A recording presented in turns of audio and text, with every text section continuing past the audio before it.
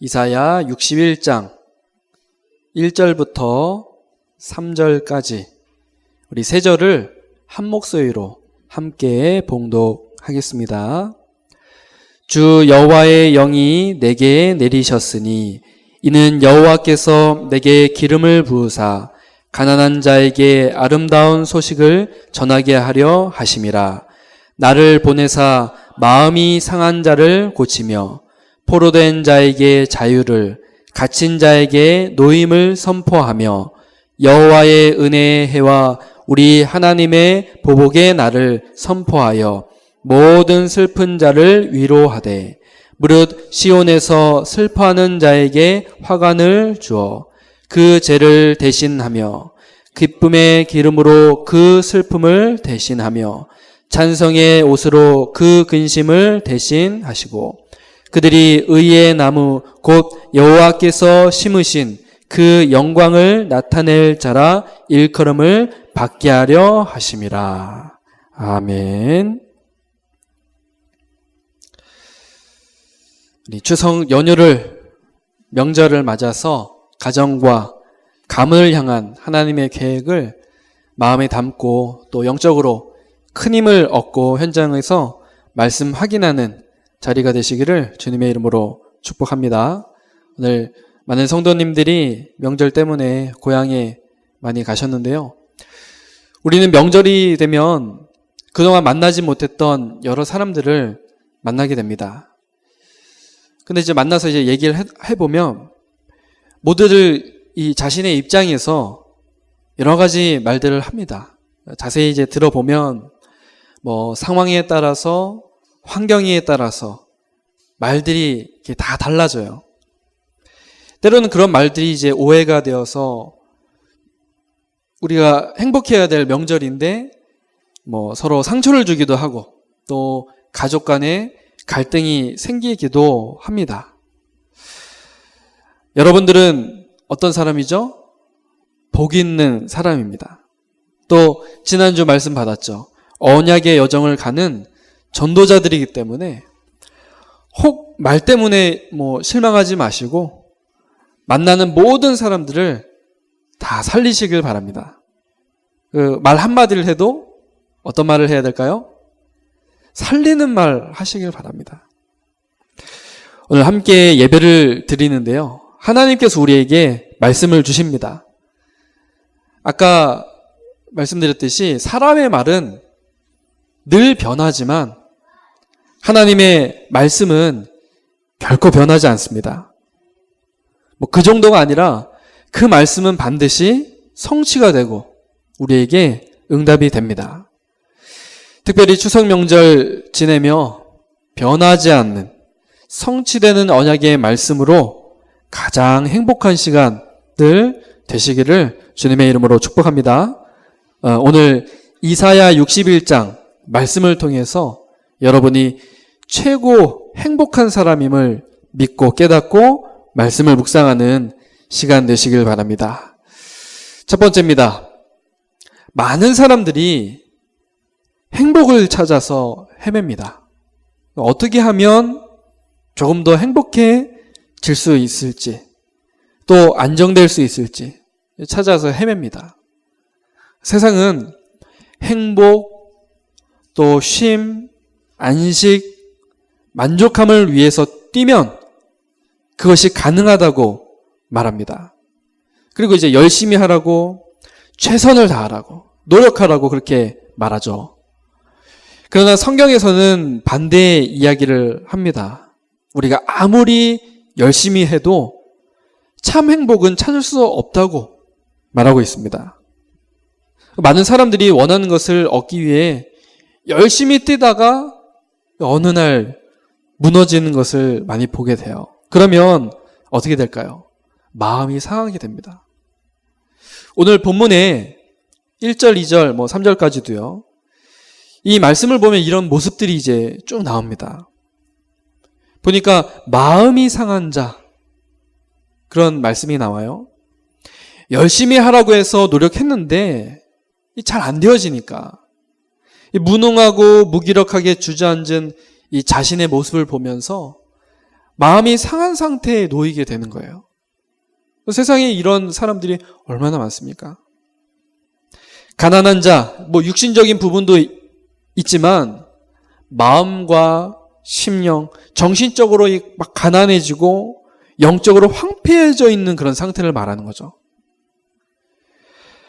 마음이 상하고 가난해져 있는 상황에 있다가 막 죽을 노력을 다해서 성공을 했지만 다른 부분들을 이제 놓쳐버려서 이상한 것에 막 중독되거나 또 안 좋은 습관에 또다시 이제 흔들리게 됩니다.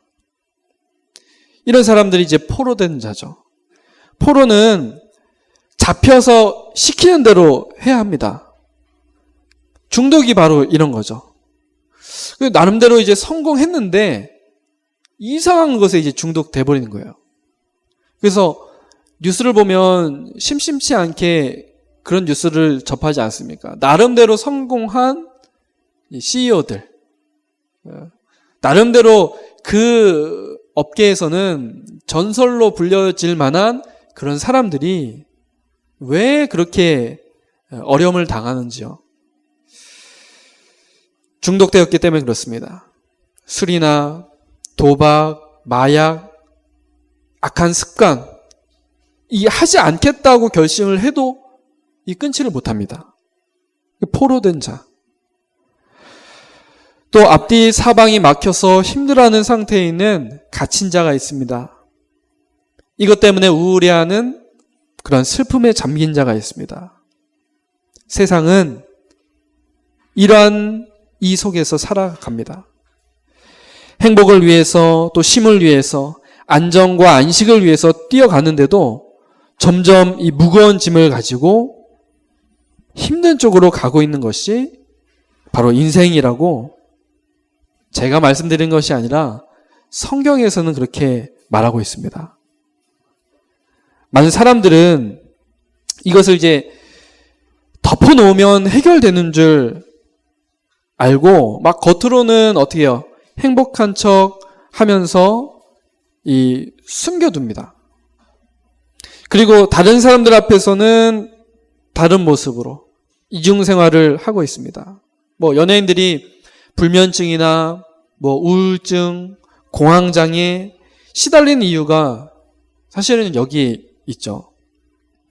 대중 앞에서는 싫어도 싫은 척을 못 하잖아요. 그죠? 슬퍼도 슬픈 척 못 하고 행복한 척을 해야 되니까. 물론 또 그 순간만큼은 또 행복하겠죠. 대중들 앞에서 이렇게 지내야 하니까요. 그 유명한 가수 중에 이제 소녀시대 태연이라는 그런 친구가 있는데 이 친구가 옛날에는 막 예능 프로그램 또 라디오도 하고 그 사람들 앞에 많이 나서는데 요즘에는 이렇게 대중들 앞에 많이 나서질 않더라고요. 그 왜 그런가 물어봤더니 이제 막 TV 나가면 개인기 시키고 하기 싫은데 잘 할 줄 모르는데 그런 거 시키고 자꾸 이렇게 하다 보니까 사람들 앞에 이렇게 잘 나서지 못하게 된다. 카메라 울렁증 이런 게 생긴다. 그렇게 얘기를 하더라고요. 그러면서도 이 부분은 인정을 하더라고요. 자기는 관종이다. 무슨 말인지 아세요, 혹시? 우리 어르신들은 잘 모르시죠? 관종. 예, 관심종자 이런 말인데 보통은 좀 나쁘게 쓰이는 말인데 그 가수가 자기뿐만 아니라 사실 연예인은 관종일 수밖에 없다. 그게 이제 나쁜 의미가 아니라 그러니까 사람들의 이제 시선을 받고 관심을 받아야 그것에 또 자극을 받아서 또 자기가 하는 그 작업 노래면 노래 또 연기면 연기 이걸 잘할 수 있다. 늘 사람들의 관심을 받아야 된다. 그런 이제 표현을 했더라고요. 그렇습니다. 그러다 보니까 아무래도 사람들 앞에서는 늘 이렇게 행복한 모습만 보여줘야 되잖아요. 그들을 또 즐겁게 해줘야 하기 때문에 겉으로는 이제 숨기죠. 그러나 막상 자신의 삶은 행복하지 않습니다. 그래서 약물을 의지하지 않으면 잠을 자지 못하고 술을 마시지 않고서는 견뎌낼 수가 없습니다. 이제 그러다가 더 나아가다 보면 이제 자살하기도 하고 그런 경우들 많이 봤잖아요. 이는 성공을 했지만 자신의 정체성을 모두 놓쳐버린 것입니다. 연예인들만의 이야기겠습니까? 이 땅에 살아가는 사람들의 대다수가 그렇습니다. 명절이 되면 가족, 친척들이 만나는데 그 앞에서 막 행복한 것처럼 말하고 또 행동을 합니다. 근데 그런다고 다 감춰지지는 않죠. 그래서 성경에서는 말씀하고 있습니다. 수고하고 무거운 짐진 자들아 다 내게로 오라. 내가 너희를 쉬게 하리라. 사람들 만나면 행복하고 기쁠 줄 알았는데 오히려 이 숨겨진 것 때문에 서로 알게 모르게 상처 주고 또 갈등이 생기고 그런 것이 사실 우리의 현실이기도 합니다. 이런 사람들에게 종교는 뭐라고 얘기를 합니까? 짐을 스스로 내려놔라. 스스로 마음을 비우는 경지에 이르면 된다고, 노력하면 된다고 그렇게 말하죠. 그러나 그렇다고 바뀔 수는 없습니다. 우리의 힘으로 할 수 있었다면 하나님이 우리에게 복음을 주실 이유가 없지 않았겠습니까? 우리 힘으로 할 수 있다면 참아내고 노력해야겠죠. 그러나 우리 힘으로는 할 수 없습니다. 그래서 하나님이 하시겠다고 하십니다. 행복을 찾아 몸부림치며 피나게 노력했던 인생들 앞에 아름다운 소식을 전하도록 하나님께서 우리를 부르셨습니다. 오늘 본문 말씀이 바로 이거예요. 두 번째입니다. 오늘 본문 말씀에 보니까 1절에요. 주 여호와의 영이 내게 내리셨으니 이는 여호와께서 내게 기름을 부으사 가난한 자에게 아름다운 소식을 전하게 하려 하심이라. 그게 말씀합니다. 여기서 아름다운 소식은 복음이죠. 하나님이 우리에게 아름다운 소식, 즉 복음을 전달해 주셨습니다. 예수님이 공생애를 시작하시면서 요단강에 들어가 세례 요한에게 물로 세례를 받으실 때 성령께서 비둘기같이 임하셨습니다. 700년 전에, 예수님의 그 사역 700년 전에 기름 부음 받아서 아름다운 복음을 전달하고 가난한 자를 부욕케 하고 포로된 자에게 자유를, 또 갇힌 자에게 노임을, 마음이 상한 자를 치유하심을 누구를 통해서요? 바로 그리스도를 통해서 행하실 것이라고 오늘 약속을 하시는 겁니다. 기름 붓는다라는 것이 굉장히 의미가 있는 것이죠. 아무리 인간이 애를 써도 해결할 수 없는 문제를 이 그리스도를 통해서 해결하시겠다는 하나님의 그런 음성입니다. 말씀 한번 보시죠. 기름 부어서였다는 말 무슨 말입니까? 선지자, 제사장, 왕, 이 세 가지 직분을 임명할 때 기름을 부어 세우죠. 오늘 가난한 자에게 아름다운 소식을, 이런 말씀이 있죠. 안 되어진다고 포기하고 있는 사람 앞에 아름다운 소식을, 하나님의 자녀가 되고 하나님이 너와 함께 하실 것이라는 언약을 전달하는 이 축복, 이게 바로 선지자의 직분입니다.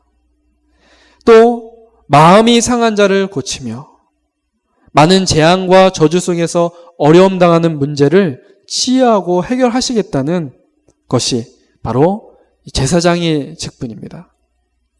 또 포로된 자에게 자유를, 갇힌 자에게 노임을, 바로 왕의 직분을 상징합니다.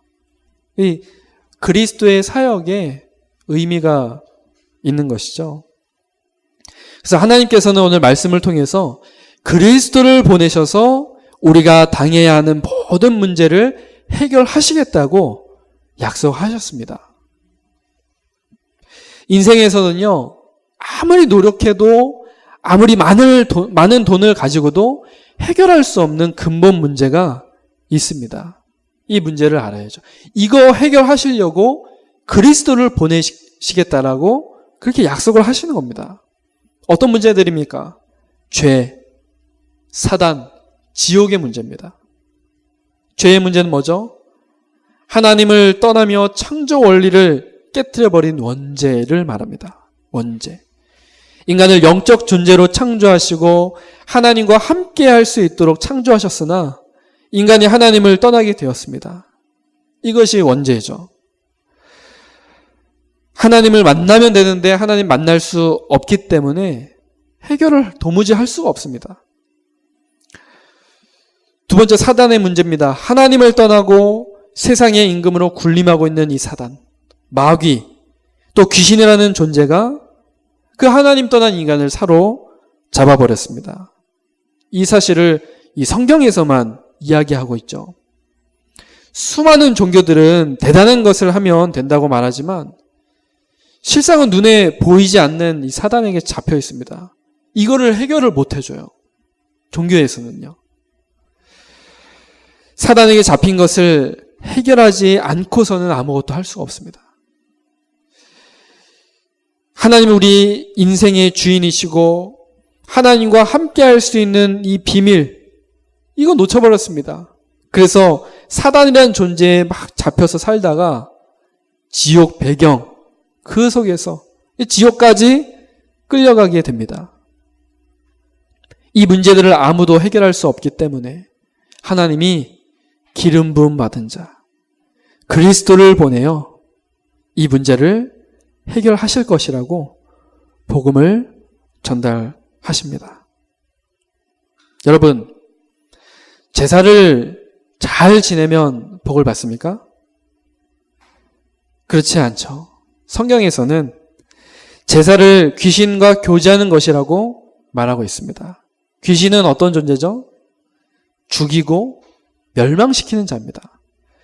제사를 지내면 부모님이 오시는 것이 아니죠.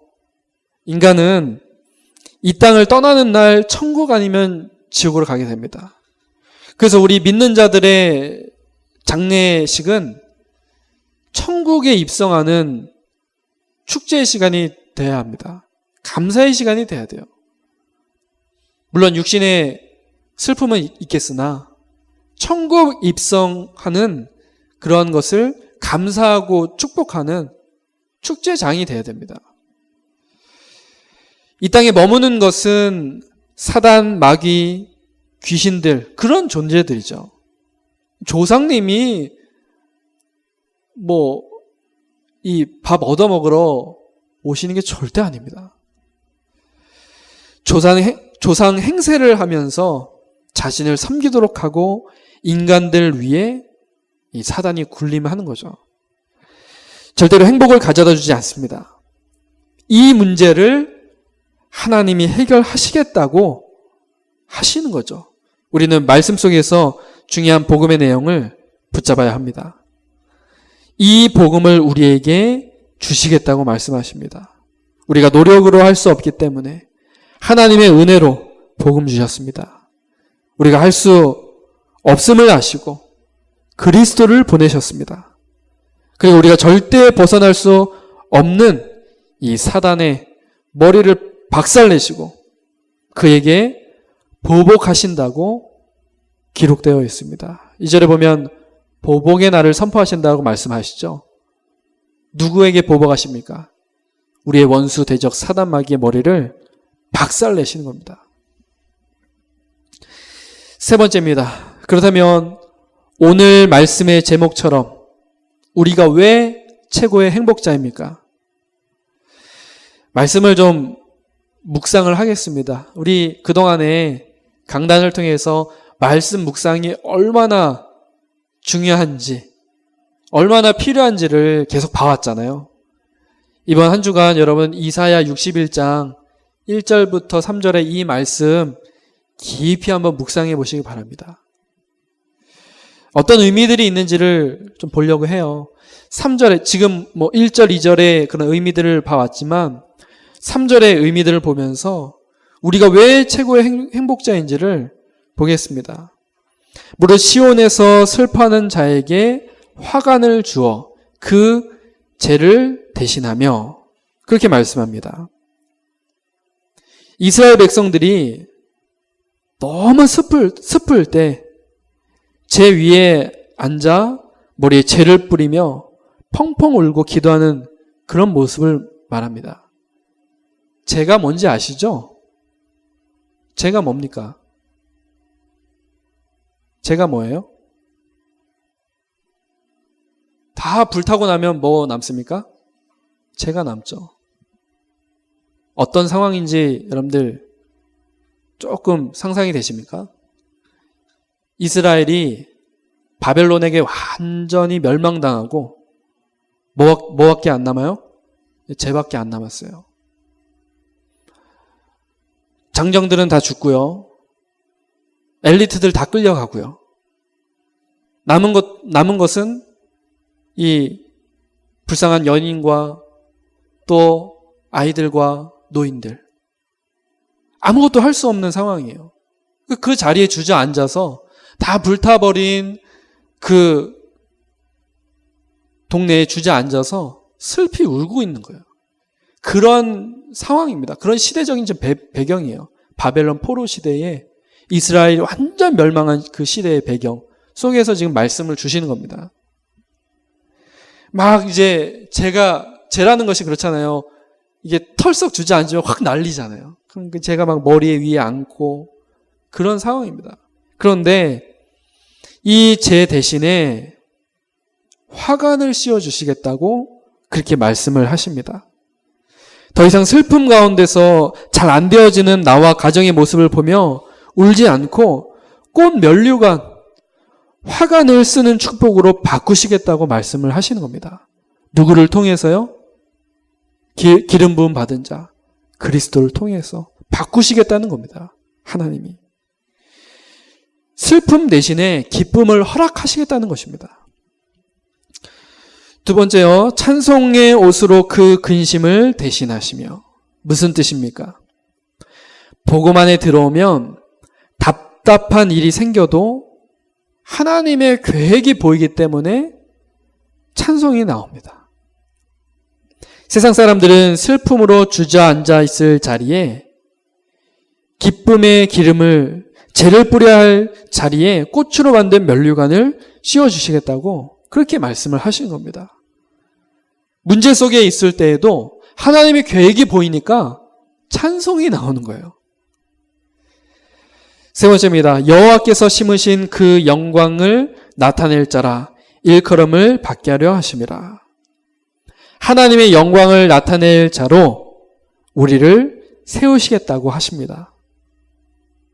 명절 동안에 이 응답을 가지고 가시길 바랍니다. 추석에 불신 가족들과 말로 이렇게 막 싸우는 것이 아닙니다. 싸우지 마십시오. 우리는 최고의 행복자입니다. 사람들은 아무리 행복을 찾으려고 해도 불가능하죠. 우리를 대신하여서 사단의 머리를 박살내시고 모든 죄를 해결하시고 보복의 날로 선포하신 하나님의 은혜로 우리에게 복음의 언약을 주셨다고 그렇게 말씀하십니다.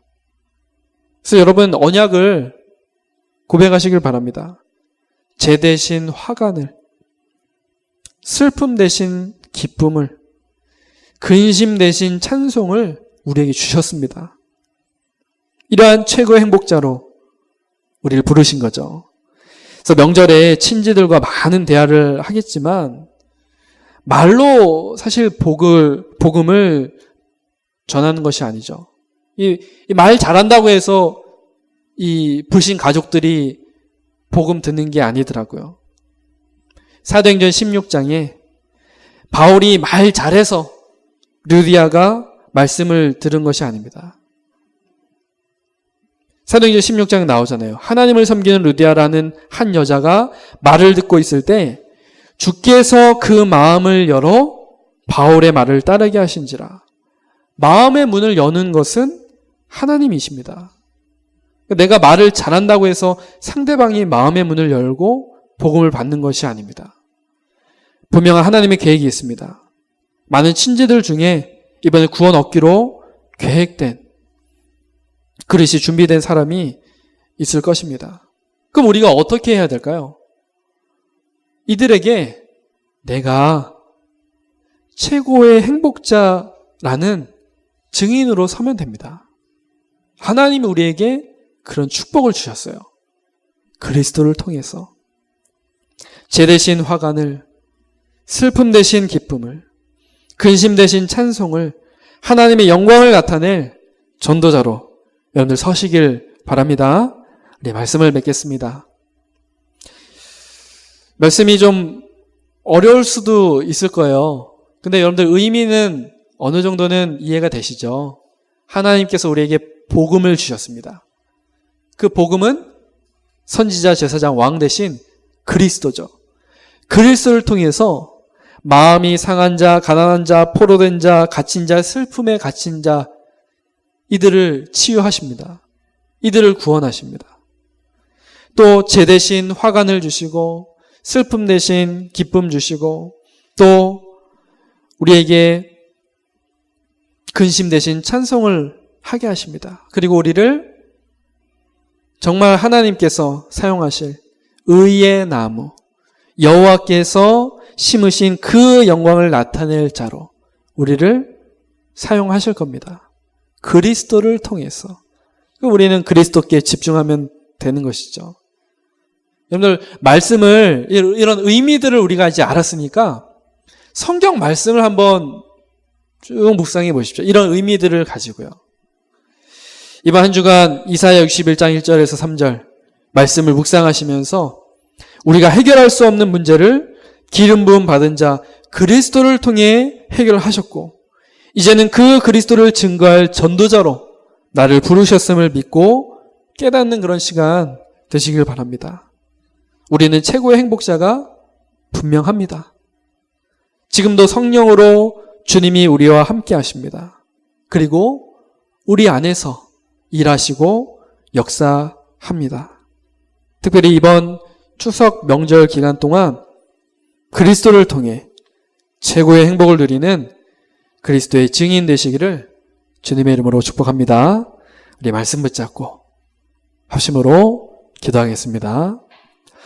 하나님 아버지 감사합니다. 하나님 오늘도 우리를 최고의 행복자로 불러주시고 우리에게 이 언약을 붙잡게 하심 감사를 드립니다.